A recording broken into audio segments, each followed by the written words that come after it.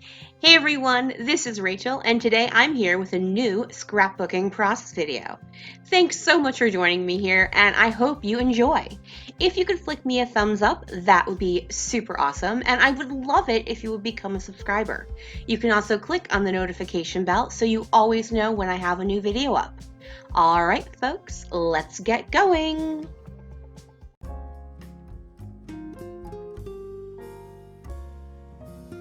Hey everyone, I am here once again for scrapbookingstore.com and their monthly kit club. I have one last layout to do for their February 2020 kit featuring the Flower Market collection from Carta. I have a one photo layout to do, and that is simply because I don't have a ton of photos. I felt this layout, this collection worked really well with some of my older photos, and I don't have a lot of photos from that time period. I'm actually going to be working on a photograph from my high school graduation. So it's a lovely, lovely yellow graduation gown. So this does have yellow in it, so I thought it would go well. And I'm standing in front of some flowers, so yay. All right, before I get started, two things. First, if you could flick me a thumbs up, that would be super awesome. And second, in the description box below is a link to all of the things for scrapbookingstore.com, their blog, their Facebook page, also a link to their store. If you have any interest in joining this really economically friendly kit club, my affiliate link is in there as well. That gives you a link to purchase either the kit or just a one-time purchase from their online store. Xanthi's being obnoxious, I apologize. It doesn't cost you any more money, it just gives me a little bit of a commission. All right, with that said, let's get going. Hey everyone, I want to apologize. This was actually supposed to be up yesterday, but I spaced on doing the voiceover. And so you may have already seen my Kill a Kit video for the February 2020 scrapbooking store kit, and I showed this layout in that video, but you haven't seen the actual layout, the video that I made the layout. So there you go. So I'm kind of poking through what I have left, and my hope was to find some paper that had a bunch of the yellow still in it, because obviously I'm wearing a bright yellow graduation gown. And I wanted to bring more yellow in so that wasn't so yellow.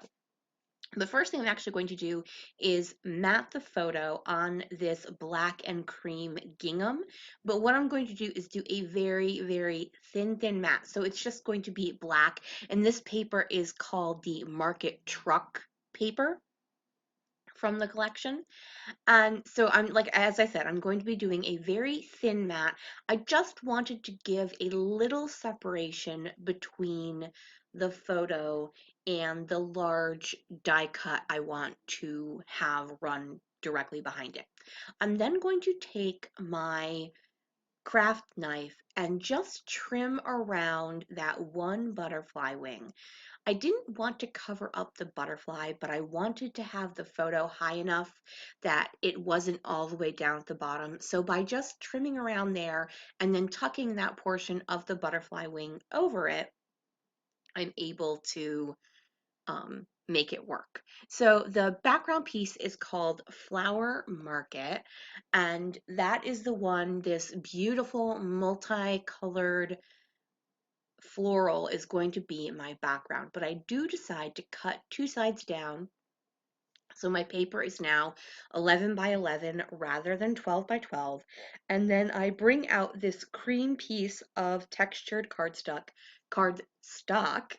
and that's what I'm going to use as a border around my layout. Now I have a Caterpillar crop for my trimmer, which is uh, the trimmer doesn't open, so I have to kind of zhuzh my paper underneath there to kind of create a thing. I could also use my craft knife, but honestly, I just find this easier. I don't have to clear my entire desk in order to do that, and I'm less likely to slip and end up cutting that paper completely apart. So I'm happy with the way things are going, except for the one thing is because that mat is multicolored and then my background is multicolored, I needed this pink piece of micro polka dotted paper, and you saw it was a scrap. So I went and looked it up. It's called Market Shop. Um, I needed to have some separation of the different multicolors. And then I decided, you know what, this is looking a little retro, and I'm gonna dig into my punch closet and pull out my corner rounder from Creative Memories, which is one of the first things I purchased when I started scrapbooking back in 2004. Now I really want to use this bloom die cut. I really like it. Um, but it's just not going to fit. It's too big in relation to my already big photo with the other large die cut behind it. And I'm trying to see, well, maybe if I have something behind it so it's not multicolor on multicolor, but no, it's too big for this particular one, but I really do love that die cut. Anyway, I do pull out from the same Bow Bunny Noteworthy die cut pack these clocks. Part of what I'm talking about in this particular layout is just time and how much time has passed, and how I have a layout that I did way back in when I first started scrapbooking, before I started making videos, with more photos from my graduation. But this is less necessarily about the actual graduation and just more about my feelings about the passage of time since I was this girl. I mean, obviously, I'm still the same person, but I'm not the same person. So that's more what this layout is about. It's why I used a full 3x4 card for my journaling. You'll see in a second. And also why I don't do the journaling on screen, because it's going to be more personal, and I'm just not wanting to share that with, um, oh my goodness, what is this called? YouTube, YouTube or Instagram or anything like that. Going back to the layout, I pulled out those banner die cuts and I'm intermingling them with the banner washi strips from Heidi Swap and tucking those over on the left hand side of my layout. I also had grabbed one of the layered stickers from Studio 112 and put that down at the bottom along with another floral die cut. And now I've got these washi strips. I'm going to choose a black and white one, and then I'm also going to add a hot pink one. And basically I'm using that just as a grounding piece for the timing.